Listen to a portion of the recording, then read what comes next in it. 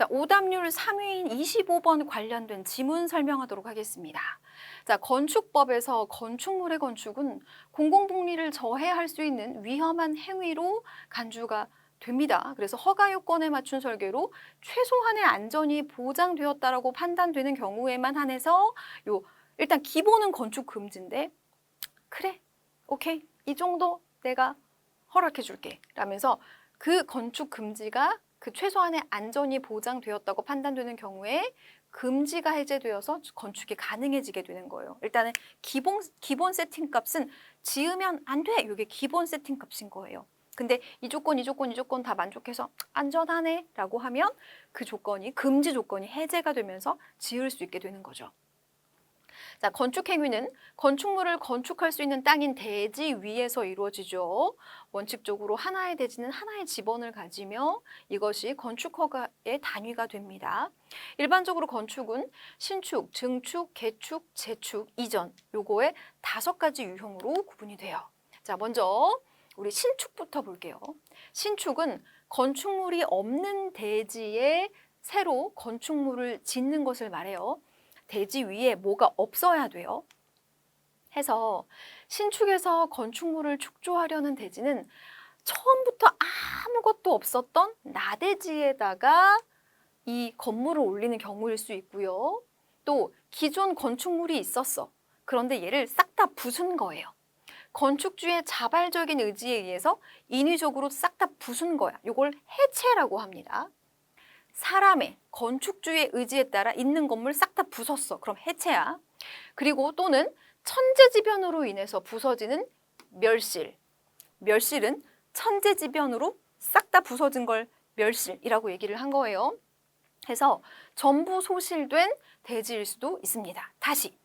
자, 신축은 아무것도 없는 나대지에서 건물을 짓는 경우 또는 건축주가 이미 있었던 건물을 싹 다 부수고 해체하고 짓는 경우 그리고 천재지변에 의해서 멸실 되어서 건물이 없는 경우 이 땅에다가 새로 건물 지어 올릴 때가 신축인 거예요. 자, 이렇게 전부 소실된 경우 새로 축조한 건축물의 규모가 개축이나 재축에 해당하면 신축으로 보지 않는다 했어요. 요거는 무슨 소리냐면 아까 아무것도 없었을 때 짓는 거는 신축인 거 알겠어. 그런데 기존 건물이 있어. 자, 요게 중요한 부분이에요. 기존 건물이 건축주의 의지로 해체했거나 천재지변으로 멸실이 됐거나 했을 때 이 기존 건물이 갖고 있는 그 크기가 있을 거잖아요. 면적. 그쵸? 요게 있겠죠? 그러면 이 규모가 새로 축조한 건축물의 규모가 개축이나 재축에 해당하면 신축이 아니래. 그럼 개축이나 재축에 해당하는 경우가 뭔데? 기존 건축물의 규모가 있었어. 예를 들어 500이야. 근데 그 500이랑 똑같이 지으면 신축이 아닌 거예요. 그걸 초과해서 지어야 신축이 됩니다. 똑같거나 그거보다 적으면 개축이나 재축에 해당이 돼요. 그 얘기는 뒤에 나오거든요. 제가 미리 여러분들 좀 헷갈리지 마시라고 설명을 드린 거예요. 또 한편 주된 용도의 건축물을 이용 및 관리하는 데 필요한 부속 용도의 건축물만 존재하는 대지 내에서 이 부속 건축물과는 별도로 주된 건축물을 새로 짓는 경우도 요 신축에 해당한다라고 했어. 그러니까 조그만하게 부속 건축물 뭐 경비실 같은 거, 이런 관리동 같은 거 조그마나 있었는데 그럼 얘네들이 관리하려면 메인 건물이 있어야겠죠. 그러니까 이런 걸 새로 짓는 것도 신축이다라는 거예요.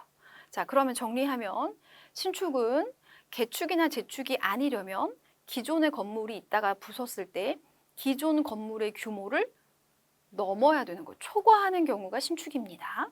자, 그러면 개축 좀 볼까요? 증축 좀 볼까요? 자, 증축은 우리가 증가한다라고 했을 때 증이라는 말을 쓰잖아요.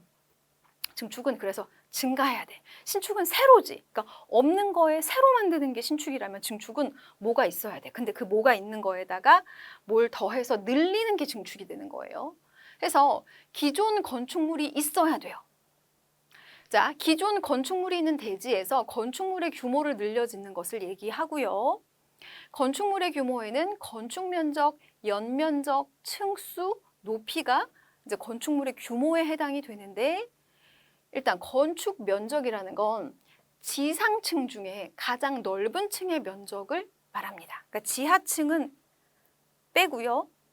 지상층 중에서 지하 2층이 있고 지상 이렇게 5층이 있을 때 1층 면적이 제일 높아. 건물이 예를 들어 이렇게 생겼을 수 있잖아. 이렇게. 그러면 그리고 지하 이렇게 뭐 이렇게 층이 이렇게 있으면 제일 넓은 면적이 여기지. 그럼 요게 기준이 되는 거야. 지상층에. 그래서 지상층의 가장 넓은 층의 면적을 건축 면적이라고 얘기를 해요. 연면적은 각 층 바닥 면적의 총합입니다. 그러니까 이렇게 층이 이렇게 있을 때 건축 면적은 이걸 얘기하고 연면적은 지하층의 면적까지 포함하는 거예요.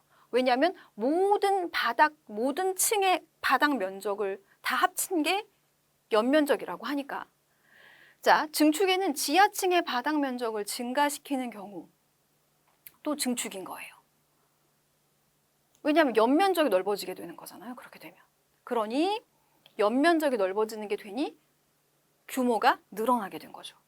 또는 높이만 증가시키는 경우도 있어요.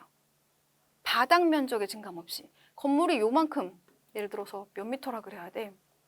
한 30m 되는데 걔를 한 10m 높여서 40m짜리 건물이 되었어. 그러면 이것도 뭐예요? 높이가 늘어난 것이기 때문에 증축에 해당이 됩니다. 건물의 높이.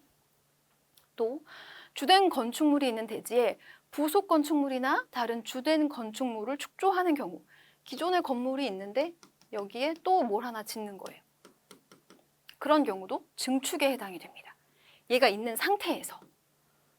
됐죠? 자, 기존 지하층을 둘러싼 지표면을 깎아서 그 층이 지상에 노출이 되는 거야. 예를 들어서 건물이 이렇게 생겼어. 이렇게 생겼어. 여기까지 그냥 지하층이었어. 얘가. 그런데 여기를 깎은 거예요. 이렇게. 깎았어. 그러면 뭐예요? 건물이 요 지하층이었던 게 지상층이 되는 거죠.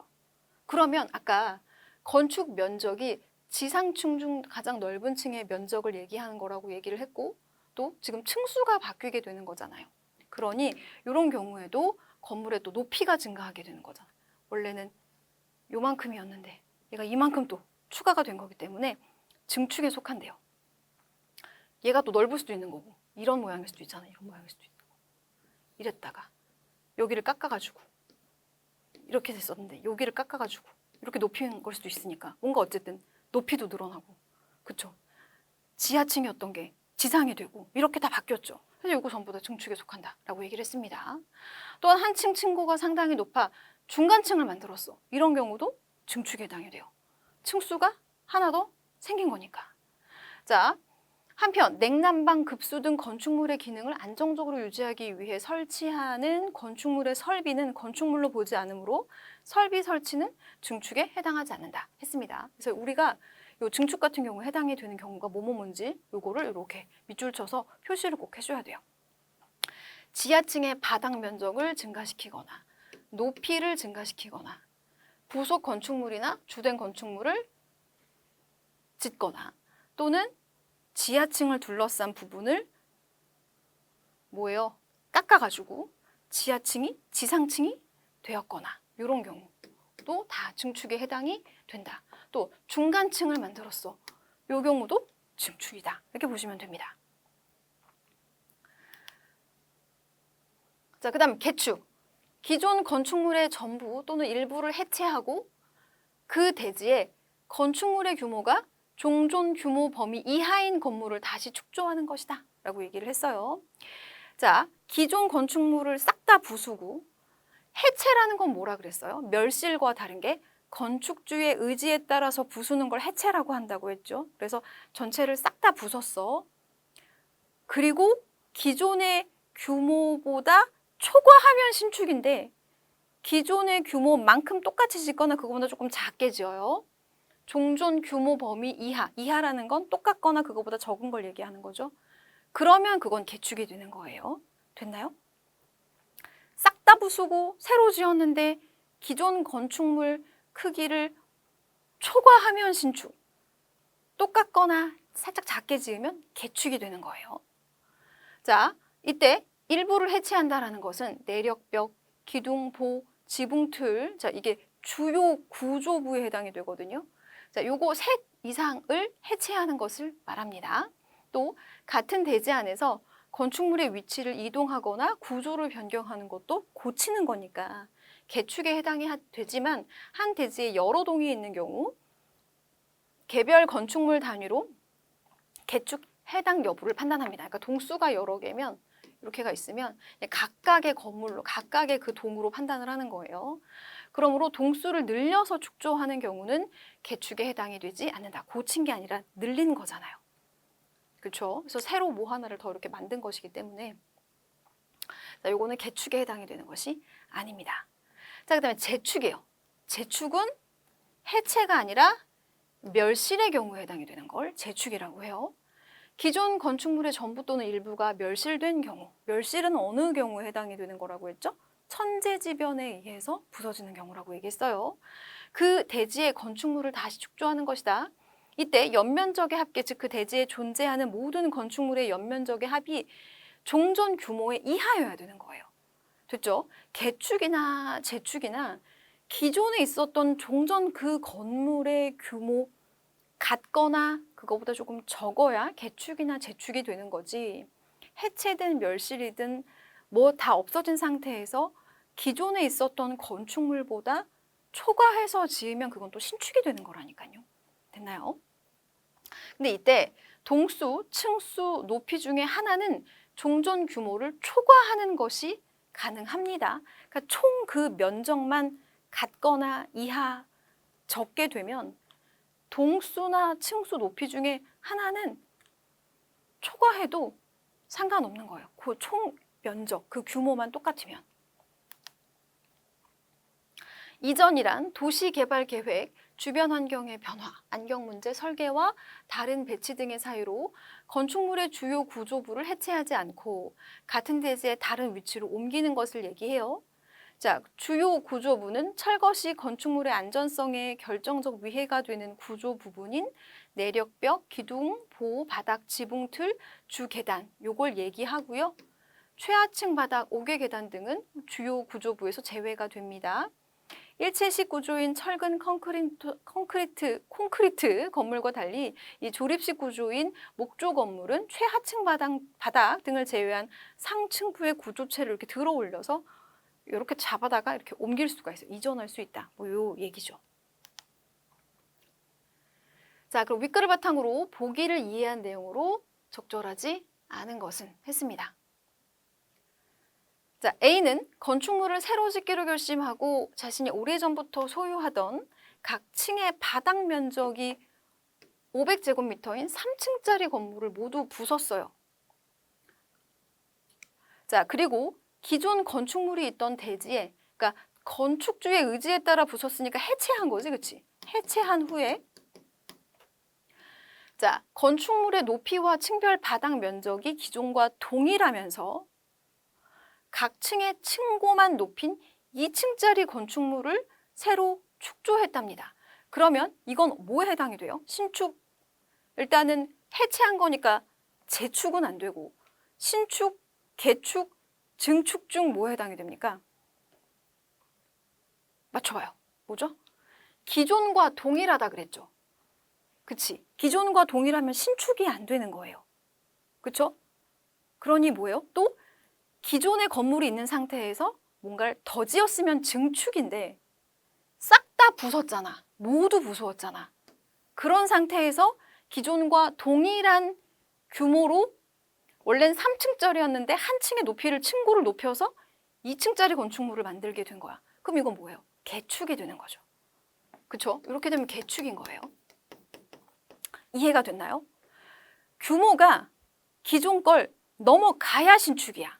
근데 똑같거나 그거보다 작으면 개축이나 재축인데 재축은 천재지변에 의해서 싹 다 부서졌을 때 짓는 것을 재축. 이렇게 건축주의 의지에 따라서 부수고 짓는 건 개축인 거예요. 됐죠?